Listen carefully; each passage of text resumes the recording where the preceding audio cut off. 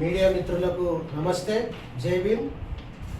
మార్చి 19వ తారీఖు 2026 నాడు దినేష్ చౌదరి అనే వ్యక్తి టీవీ5 యూట్యూబ్ ఛానల్ వేదికగా డాక్టర్ విశారదన్ మహారాజ్ గారిపై అసభ్యకరంగా మాట్లాడుతూ ఊచలు లెక్కబెట్టిస్తాం అని మాట్లాడుతూ గచ్చిబౌలి పోలీస్ స్టేషన్లో విశారదన్ మహారాజ్ గారిపై కేసు పెట్టడం జరిగింది.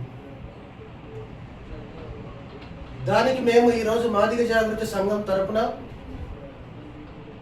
SC ST atrocity case Dinesh చౌదరిపై నమోదు చేయించడం జరిగింది. ఈ కేసును పోలీసు వారు కఠిన చర్యలు తీసుకుంటూ అరెస్టు చేయాలని కోరుతున్నాం. అదేవిధంగా పోలీసులు అరెస్టు చేయని ఎడల మేము ఎస్సీ ఎస్టీ కమిషన్ కలుస్తాం, హ్యూమన్ రైట్స్ని కలుస్తాం. అదేవిధంగా మాదిగ జాగృతి సంఘం ఆధ్వర్యంలో తెలంగాణలో రాష్ట్ర వ్యాప్తంగా 50